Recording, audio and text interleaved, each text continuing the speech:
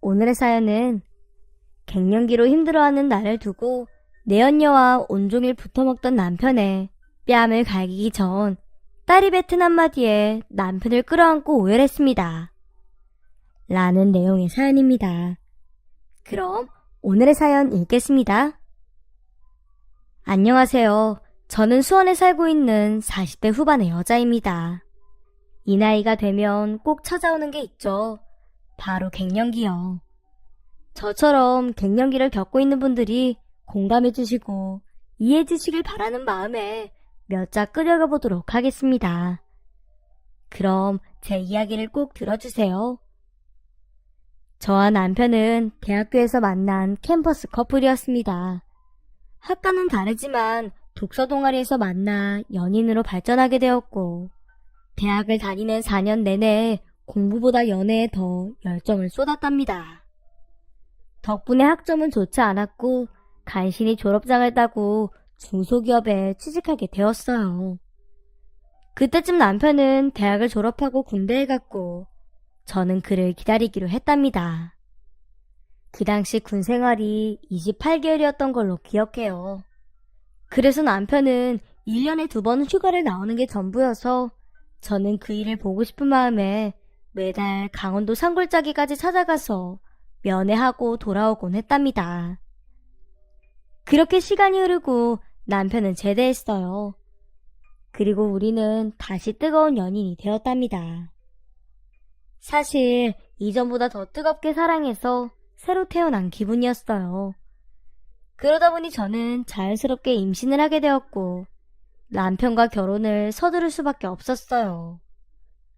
물론 결혼을 약속했지만 이런 식으로 결혼하는 건 저희의 계획이 아니었습니다. 자유롭게 유럽 여행도 다녀오고 하고 싶은 것들을 마음껏 하고 느지막하게 결혼하려고 생각했었는데 임신과 함께 모든 계획이 무너져 버렸죠.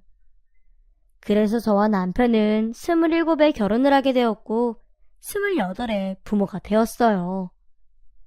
태어난 딸아이 덕분에 저는 잠시 직장을 쉬어야 했고 남편은 제 몫까지 벌어야 해서 야근을 자청해서 할 정도로 열심히 일했답니다.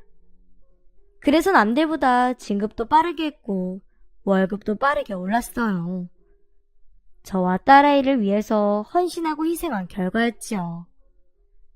하지만 저도 남편 못지않게 희생했습니다. 아이를 낳아보신 분이라면 아시겠지만 육아와 살림이 얼마나 힘든지 몰라요.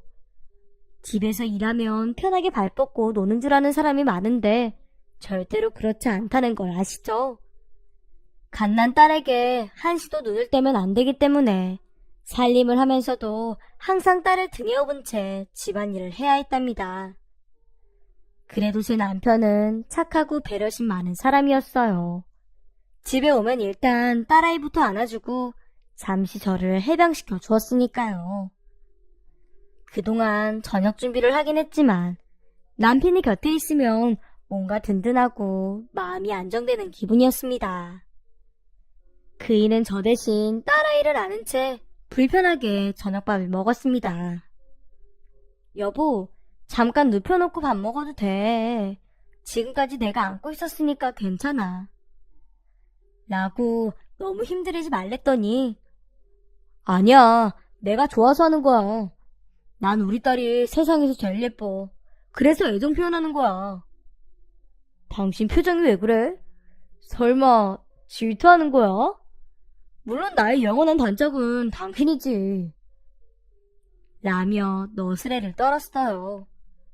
그렇게 시간은 흘러갔습니다. 아이는 제 생각보다 훨씬 빨리 자랐고 제 뱃살도 생각 없이 늘어졌답니다. 그래서인지 남편은 요즘 저와 잠자리를 하지 않았어요. 그래서 저는 집에서 하는 일을 하나 더 늘렸답니다. 틈틈이 유튜브를 보며 요가도 하고 운동을 하는 거였죠. 그런데 뱃살은 쏙 들어가지 않고 오히려 더 축 늘어지는 게 아니겠어요? 그래서 저는 뱃살을 빼는 대신 화장을 예쁘게 하고 야한 속옷을 입고 남편을 유혹해봤습니다. 그랬더니 남편이 안 돼. 우리 둘째는 안 돼, 여보. 하며 손사래를 치는 겁니다. 그래서 저는 누가 둘째 갖자고 했어? 나도 둘째 가질 생각 없거든? 이라고 대답했더니 그제야 저를 안아주며 뜨겁게 사랑해 주었답니다. 그동안 남편은 딸 하나를 키우는 것도 벅차서 혹시라도 둘째가 생길까봐 저와의 잠자리를 피했다고 하더라고요. 다른 남자들처럼 마음이 변했으면 어쩌나 싶었는데 참 다행이다 싶었죠.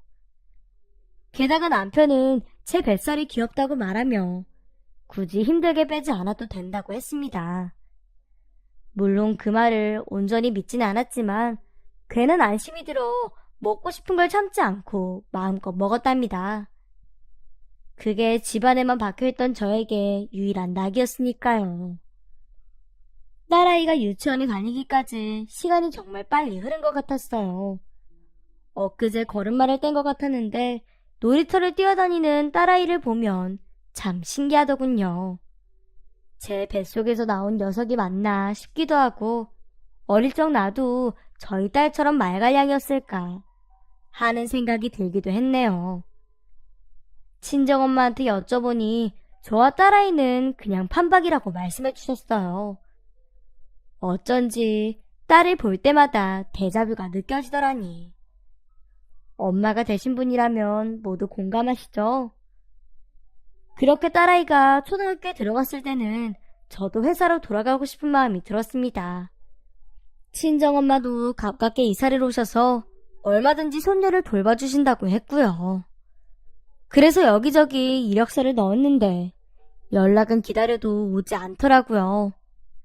경력 단절 기간이 8년이나 되니 어느 회사에서 불러주겠어요. 하지만 저는 일을 하고 싶었고 적은 돈이어도 남편의 힘을 덜어주고 싶었답니다. 그렇게 단시간 아르바이트라도 구해볼 생각으로 여러 방면으로 알아보았고 결국 딸아이 친구의 엄마 소개로 공부방에서 짧지만 4시간씩 일할 수 있게 되었어요. 그것만이라도 저에겐 큰 성공이었죠. 그렇게 공부방에서 아이들을 가르치며 일을 하고 어울리는데 아이들이 저에게 선생님 선생님 하는 소리를 듣는 제 기분이 묘하더라고요. 어렸을 때 선생님이 되고 싶었던 제가 꿈을 이룬 것 같은 기분이었죠. 그만큼 아이들은 제 자식만큼이나 사랑스러웠고 예뻤습니다. 그래서 저는 이 일을 오랫동안 했으면 좋겠다는 바람이었어요.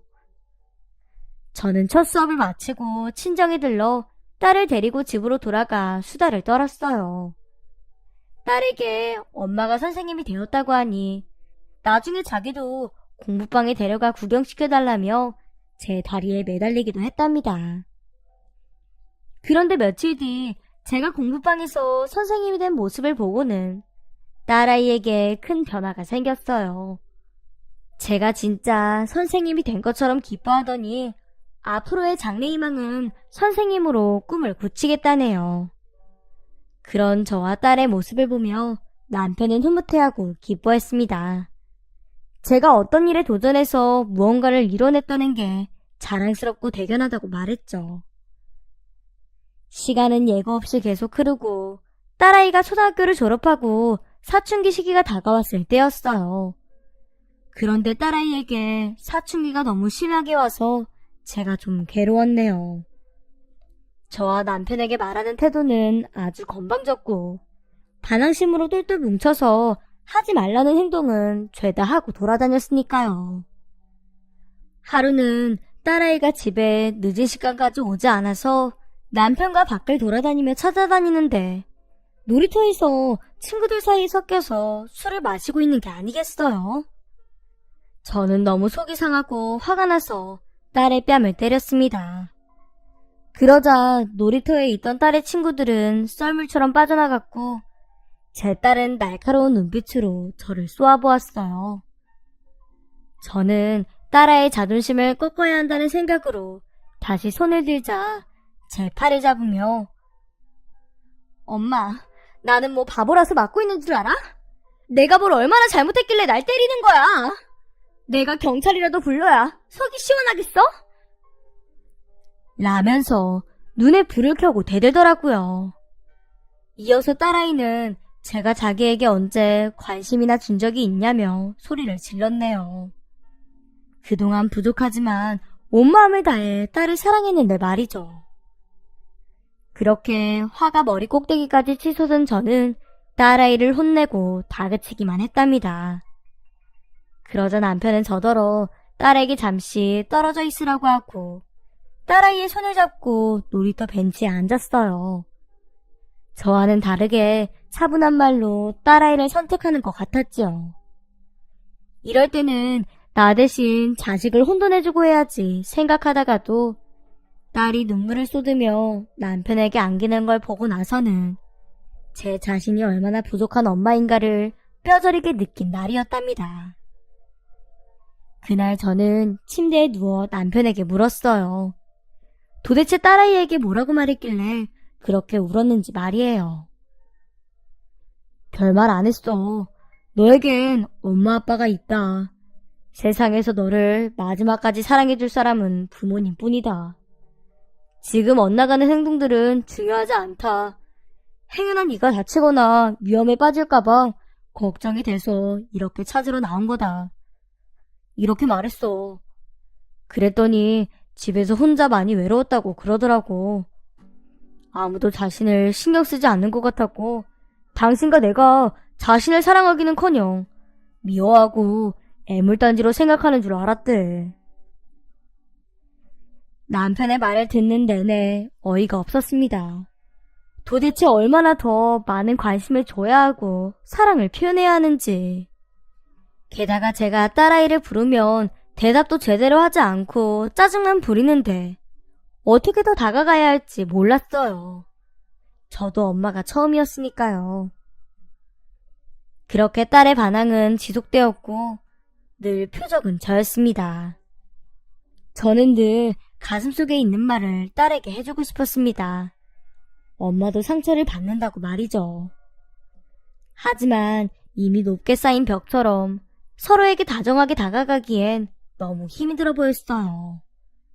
그래서 전 기다리기로 했습니다. 딸이 예전의 모습을 찾을 때까지 말이에요. 제 남편과 같은 마음으로 참고 기다렸죠. 그렇게 딸아이는 중학교를 졸업하고 완전 새 사람이 되었어요. 반항하고 매섭게 째려보던 딸아이는 언제 그랬냐는 듯 다정하고 사랑스러운 딸로 돌아왔답니다. 아니, 전보다 더 사랑스러운 숙녀로 변해 있었어요. 정말 시간이 모든 걸 해결해준다더니 정확한 해답이었네요. 사춘기라는 성장통을 탈피한 딸아이는 예쁨 그 자체였습니다. 그래서 저는 앞으로 저희 가족에게 행복한 시간만 가득하리라 믿으며 하루하루를 살아갔네요. 그렇게 아이를 키워내는 세월은 야속할 만큼 빨랐어요. 그 기간 동안 저는 공부방 선생님으로 10년이나 일하게 되었습니다. 그 안에서만큼은 변함없이 행복할 줄 알았는데 꼭 그렇지만은 않았네요. 너무 적은 보수에 아이들의 예쁜 모습 뒤에 숨어있는 나쁜 모습까지 보며 지내야 했으니까요. 나중에는 제가 공부를 가르치는 건지 애들을 키우는 건지 헷갈리기도 했답니다. 처음엔 아이들의 나쁜 행동을 모두 이해하고 착하고 좋은 면만 보려고 노력했는데 언젠가부터는 아이들의 잘못된 언행과 행동들만이 눈에 들어오더라고요. 그렇게 공부방에서 더는 제 행복을 찾을 수 없었답니다. 물론 제 행복이 아이들의 책임은 아니지만 그만두어야 했네요. 점점 아이들을 미워하는 마음이 들었기 때문에 아이들을 위해서라도 제가 공부방에 남아있으면 안 되겠다는 생각이 들어 아이들과 이별을 결심하게 되었죠. 그때 제 나이 44이었고 한창 젊은 나이라 큰 걱정이 없었어요. 무슨 일을 하더라도 잘 해낼 수 있을 거라 확신했었죠. 그래서 저는 이력서를 다시 작성했고 여러 곳의 회사에 지원서를 냈습니다. 예전처럼 회사에서 일하던 제 모습을 되찾고 싶었어요. 물론 결과는 제 생각과 계획을 배반하듯 모두 떨어지고 말았답니다. 그래서 한동안은 집에만 머물며 살림만 했네요. 남편과 딸의 뒷바라지도 제대로 했고요. 남는 시간에는 책을 읽으며 보냈는데 그것도 한두 달이 지나니 지루해지기 시작하더군요. 제 존재가 이렇게나 하찮고 무능하다는 것에 비관적인 마음을 품고 하루하루를 지내게 되었죠. 그렇게 시간을 보내다 보니 저는 아무것도 하고 싶지 않았어요. 저를 변화시키려고 창문을 열고 태양과 마주해보기도 했었고 산책을 하며 사람들이 어떤 인생을 살아가고 있는지 살펴보기도 했죠. 그 안에 제가 살고 싶은 모습이 하나라도 있으면 마음의 병이 낫겠다 싶었거든요. 하지만 그렇게 노력을 하면 할수록 가슴속이 더 공허하고 삶의 의욕이 떨어졌습니다. 그래서 제가 선택한 건 현실 도피였어요. 현실과 마주하는 게 싫어서 억지로 잠을 청해 오랜 시간을 망상 속에서 살았고 나태하고 게으른 삶의 나날들을 보내게 되었죠. 게다가 집에서 아내와 엄마의 역할까지 저버리고 말았어요. 학교에서 야자를 하고 돌아온 딸이나 늦은 밤 퇴근하고 돌아온 남편에게 따뜻한 저녁밥을 차려주지 않았습니다. 그냥 될 대로 되라지 하는 마음으로 시간만 흘려보내고 말았죠. 그렇게 점점 스스로에게 감옥을 만들어버린 저에게 남편과 딸아이는 걱정과 위로를 하며 그들의 아내이자 엄마를 지키려고 했어요. 하지만 때는 이미 늦었네요. 저를 밥해주는 식모나 빨래나 해주는 시녀로 취급해온 부녀가 몸서리치게 미웠거든요. 그래서 저는 남편과 딸에게 툭하면 화를 내고 짜증을 냈답니다. 그러던 어느 늦은 밤이었어요. 남편은 샤워를 하고 방으로 들어왔는데도 여자 향수 냄새가 지워지지 않았더라고요. 생각해보니 그 향수 냄새는 익숙할 만큼 자주 맡았던 것 같았습니다. 그이는 저의 몸과 마음이 지쳐있는 틈을 타 외도를 하고 있는 것 같다는 생각이 들었네요. 하지만 확실한 증거가 없던 저는 일단 모른 척하고 잠을 청했답니다. 그리고 늦은 새벽 시간이었어요. 침대에 남편이 없어져서 거실로 나가보니 누군가와 길게 전화통화를 하고 있더군요. 귀를 기울여 통화 내용을 들어보려고 했는데 남편의 목소리가 들떠 있었고 실컷 웃느라 목에 살이 걸리는 소리를 내더라고요. 남편의 통화 상대는 여자였습니다. 누가 봐도 상간녀와 시시덕거리며 통화를 하고 있는 게 분명해 보였죠. 저는 남편의 통화가 끊어지길 기다렸어요.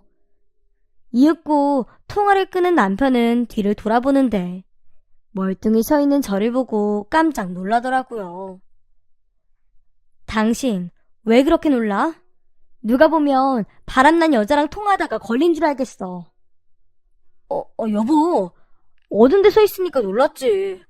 그리고 무슨 바람이야. 바이오하고 통화하는 거야. 늦게 전화가 걸려와도 항상 받아야 하는 거 당신도 알잖아. 괜한 오해는 하지 마. 저는 그 말에 남편에게 되물었습니다. 바이어가 여자지? 그렇긴 하지. 하지만 얼굴도 못 본 사람이야. 그러니까 그만 얘기하고 어서 방으로 들어가자. 남편은 식은땀을 흘리며 저에게 해명하라고 애를 썼지만 저는 휴대전화를 빼앗아서 통화 목록을 확인했습니다. 그렇게 통화 목록을 확인했더니 글쎄, 그 상간녀와 30분을 통화한 거예요. 요즘 제가 아무리 나이 서 있다고 해도 충분히 의심할 만한 상황이었어요. 저는 확실한 증거를 잡기 위해 재발신을 눌러 전화를 걸었고 잠시 후 상간녀의 목소리를 들었답니다. 매우 다정하게 남편의 이름을 부르더군요. 더 설명이 필요 없었어요. 그래서 저는 다짜고짜 내 남편과 무슨 사이시죠? 라고 물었고 전화 너머의 여자는 제 물음에 아무런 대답도 못했네요. 그래서 왜 대답을 못하시죠? 라고 재차 물었더니 질문이 너무 황당하고 기분이 나빠서 대답을 안 했다는 겁니다. 그 말에 제 의심은 확신으로 바뀌었고 막말을 퍼붓기 시작했어요. 야, 너 내 남편이랑 무슨 사이야? 무슨 할 말이 그렇게 많아서 30분을 통화해. 유부남이랑 놀아난 넌 뭐 하는 년이야? 왜 말을 못해? 그렇겠지. 불륜질을 하다가 딱 걸렸으니 할 말이 없겠지. 너 어디야? 당장 튀어나와. 제 막말을 듣고 있는 남편은 제 옆에 서서 고개를 가로저을 뿐이었어요. 저를 말리고 싶은데 너무 흥분한 저를 보고는 그냥 두기로 생각한 것 같았습니다. 이윽고 전화 너머의 여자는 저에게 뭔가 오해가 있으신 것 같네요. 저는 캐나다에 사는 사람입니다. 시차 때문에 한국은 늦은 시간이었겠네요. 전 남편분과 업무차 연락을 했던 겁니다. 게다가 저는 남편분을 한 번도 만난 적이 없어요. 그 말을 듣고 급히 휴대전화의 번호를 확인하니 해외 전화가 맞더군요. 저는 급하게 전화를 끊고 남편의 얼굴을 보았어요. 그이는 양손을 들어올리며 괜찮아 여보. 오해할 수 있는 상황이었어. 지금이라도 오해를 풀었으니 괜찮아. 라고 말했고 수치심을 느낀 저는 그대로 집을 나가버렸어요. 찬바람이라도 쐬어야 할 것 같았으니까요. 몇 달 동안 만성피로와 신경질적으로 변한 성격 때문에 남편과 딸아이가 제 눈치를 보고 지내고 있다는 걸 깨달았죠. 얼마 전에는 남편이 딸아이에게 엄마를 힘들게 하면 안 된다고 말하는 것도 들은 적이 있었답니다. 그만큼 제가 예전과는 많이 달라져 저 때문에 가족들이 힘들어하고 있었던 거였죠. 그런데 그 대화 역시 저에게는 곱게 들리지 않았고 뭐가 난 상태라 분노만 일으켰답니다. 어쨌든 저는 그 새벽에 머리가 지끈거려서 아파트 단지에 있는 작은 벤치에 앉아서 바람을 쐬고 있었습니다. 그런데 저를 따라 나온 남편은 제 옆에 앉아 제 손을 잡았어요. 그의 얼굴을 돌아보는데 다 괜찮다는 듯한 표정을 짓고 있더군요. 이 사람은 참 한결같았습니다. 처음 만난 순간부터 결혼하고 지금까지 말이에요. 저는 수도꼭지를 튼 것처럼 눈물이 멈추지 않았어요. 그러자 저를 안아준 남편은 괜찮아 여보, 괜찮아. 누구나 다 겪는 일이야. 내일은 같이 병원에 가보자. 당신이 전처럼 건강해졌으면 좋겠어. 라면서 저를 설득했고 저는 말없이 고개를 끄덕이는 것으로 대답을 대신했습니다.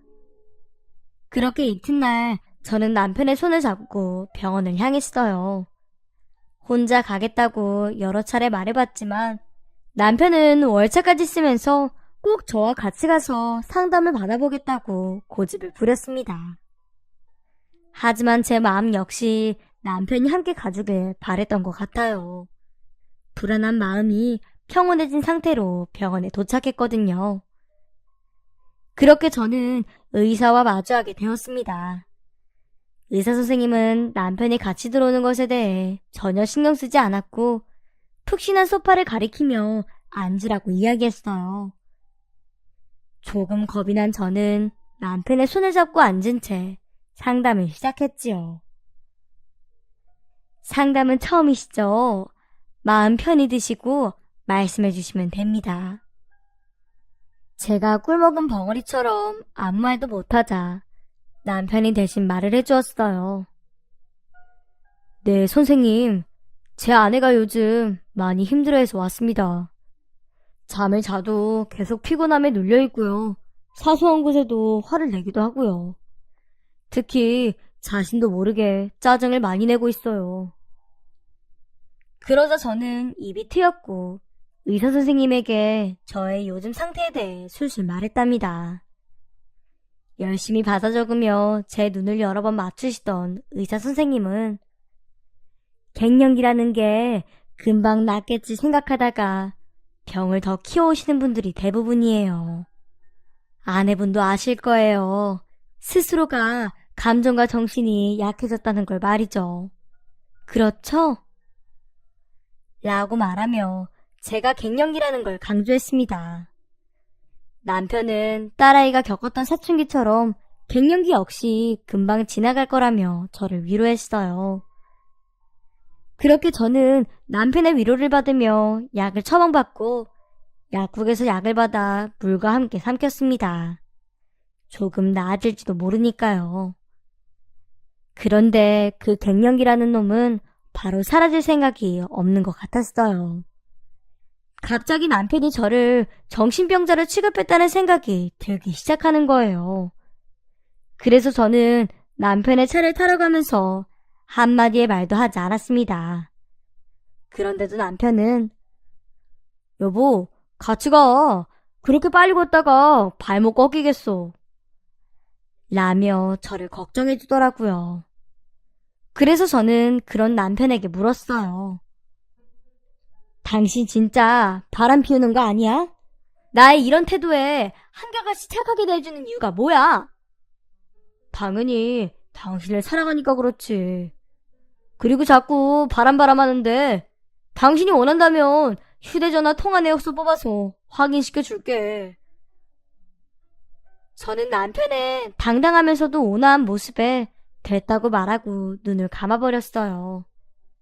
그럼에도 불구하고 제 짜증에 익숙해진 남편은 제 입에 초콜릿 조각을 넣어주었습니다. 달콤한 초콜릿 향을 맡고서는 저도 모르게 날름 받아 먹어버렸더니 남편이 제 볼을 쓰다듬으며 귀엽다 귀여워. 당신은 눈 감은 것도 예쁘지만 눈을 뜨면 호수 같은 눈이 너무 아름다워. 라고 말하더군요. 제가 미울만도 한데 어쩜 이렇게 한결같을 수 있는지. 남편에게 고마우면서도 뾰루퉁한 마음은 가라앉질 않았네요. 집에 도착한 우리는 별다른 대화를 하지 않았어요. 남편은 샤워를 한다고 화장실로 들어갔고 저는 거실에 멍하니 앉아 있었습니다. 그러다 손에 들린 약통을 보고는 어딘가 보이지 않는 곳에 치우고 싶어졌어요. 그 약통을 볼 때마다 제가 정신병을 인정하는 것 같았거든요. 그래서 저는 서랍장 맨밑칸을 열어 약을 집어넣고 닫아버렸습니다. 그런데 뭔가를 본 것 같아 다시 서랍을 열었더니 그건 남편이 숨기고 있던 약이었어요. 그런데 더 충격적인 건 약통 안에는 비아그라가 가득 차 있었습니다. 저와 남편은 부부관계를 한 지 1년 가까이 되었기 때문에 그 약을 먹고 힘을 쓴 여자는 제가 아니라는 사실을 확인할 수 있었어요. 갱년기로 힘들어하는 나를 두고 남편이 허튼 짓을 한 게 분명히 보였습니다. 그래서 저는 몇 년 동안 남편의 모습들을 머릿속으로 떠올려 봤어요. 남편은 그동안 저의 예민함을 고지고대로 다 받아주었고 제가 이유 없이 화를 내는 날이면 꽃을 사들고 왔던 장면이 머릿속을 지나가더라고요. 생각을 곱씹어보니 그이는 저에게 외도를 들키지 않으려고 쇼를 했던 겁니다. 게다가 저에게 갱년기라는 병을 앓고 있다고 주입시키려고 병원까지 데리고 간 거였죠. 더 나아가 지금까지 있었던 숱한 야근은 내연녀와 온종일 붙어먹던 남편의 쓰레기짓이었다는 걸 알아챌 수 있었네요. 이제야 모든 퍼즐이 맞춰졌습니다.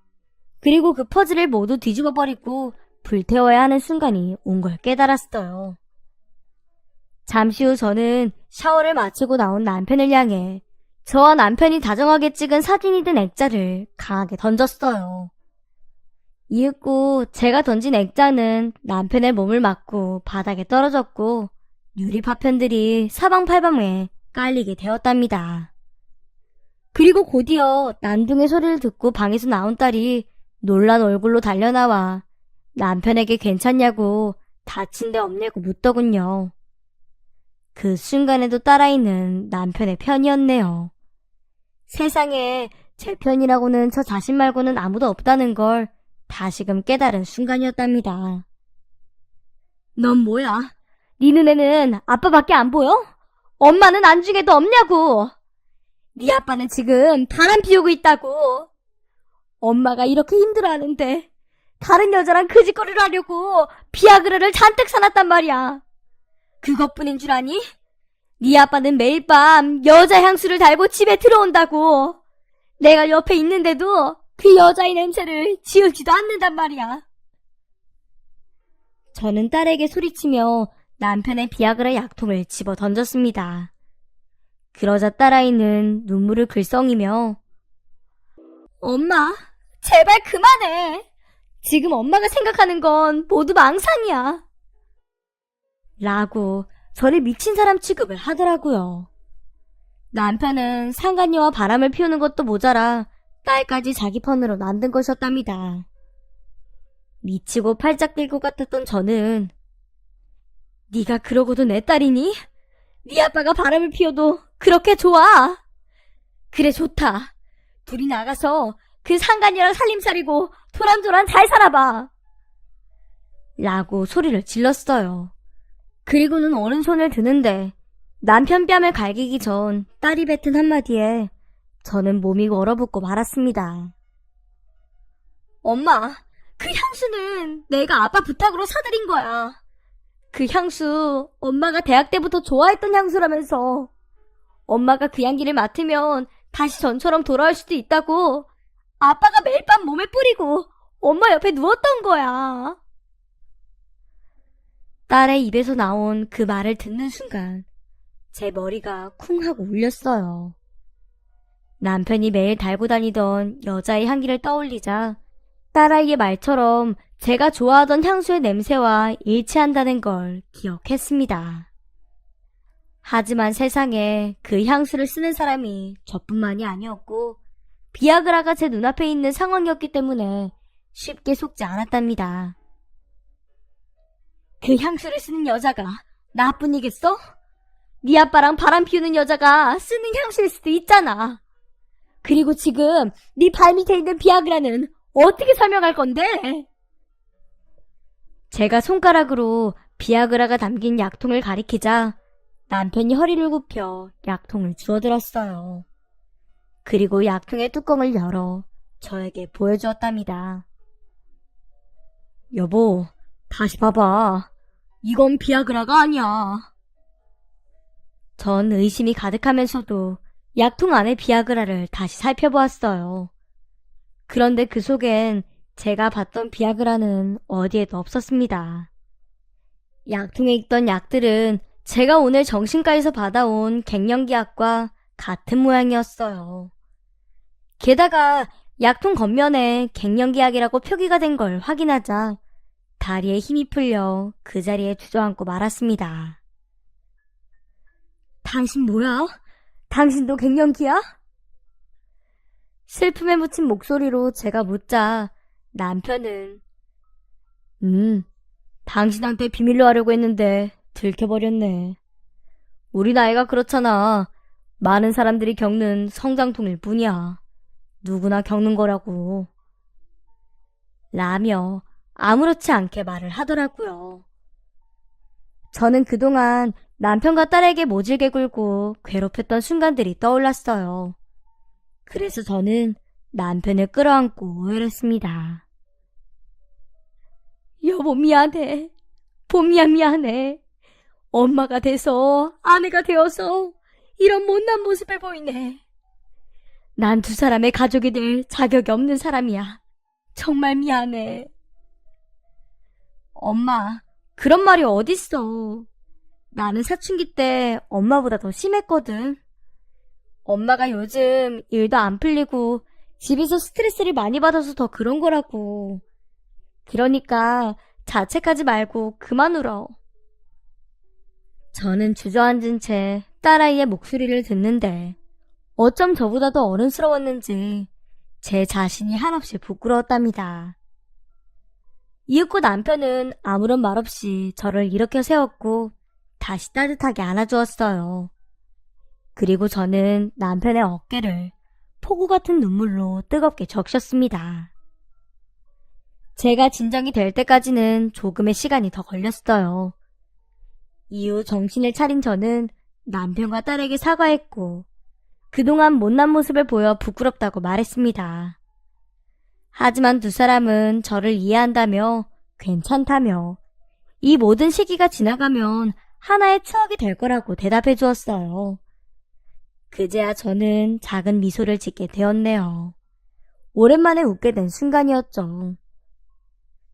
그렇게 분위기가 풀리자 딸아이가 휴대전화로 어떤 음악을 틀어주었어요. 아마도 블루스 같은 음악이었답니다. 엄마가 아빠랑 연애할 때 블루스를 그렇게 많이 쳤다면서? 지금 그때로 돌아가 보는 건 어때? 아빠, 빨리 엄마 손 잡아줘. 딸의 말에 그이는 수줍은 얼굴로 한 손으로는 제 손을 잡고 다른 한 손으로는 제 등을 감싸 안았어요. 저는 남편에게 몸을 맡겼고요. 그렇게 남편과 저는 블루스를 추며 거실을 몇 바퀴나 돌았습니다. 정말이지 제 인생 최고의 순간이었어요. 미안함과 고마움에 눈물은 멈추지 못했지만 행복함에 나오는 미소 역시 그칠 줄 몰랐답니다.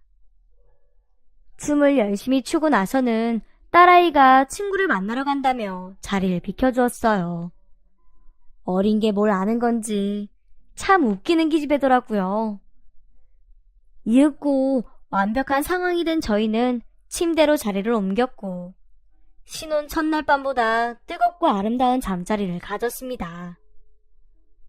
이후에 저는 열심히 약을 먹고 나아지려고 노력했습니다. 딸아이가 늘 제 곁에서 큰 힘이 돼주었지요.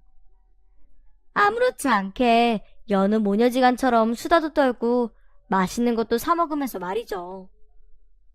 그리고 딸아이와 옷을 바꿔 입기도 했는데 정말 재밌더라고요.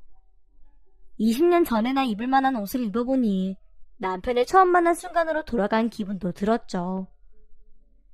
그렇게 저는 오랜 시간 갱년기를 겪고 나서 드디어 자유로워졌습니다.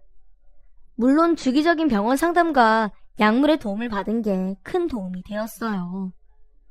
그리고 지금은 무기력함도 없어졌고 제 생각이지만 성격도 예전처럼 온화하게 돌아온 것 같습니다. 지난 시간을 돌아보면 제 자신을 잃었다는 생각에 스스로를 어둠 속에 가두었던 게 아닐까 생각이 들어요. 결혼을 하고 아이를 낳고 육아를 하고 경력이 단절되고 어디에도 필요 없는 존재가 되었다는 생각이 들었는데 그건 절대 아니었네요. 남편과 딸아이가 제가 없으면 제대로 살아갈 수 없는 것처럼 저도 누군가에게는 소중하고 절실한 존재이니까요. 혹시 저처럼 갱년기를 심하게 겪는 분이 계시다면 저의 이야기를 듣고 위로가 되셨기를 바랍니다. 그리고 꼭 이 말을 해드리고 싶어요. 당신은 이 세상 누구보다 소중한 사람입니다. 혹여나 현재 마음의 상처를 안고 있다면 가족이나 주변 사람들에게 꼭 도움을 받으세요. 지금까지 저의 이야기를 들어주신 모든 분들께 감사드립니다. 그럼 오늘도 행복한 하루 보내세요.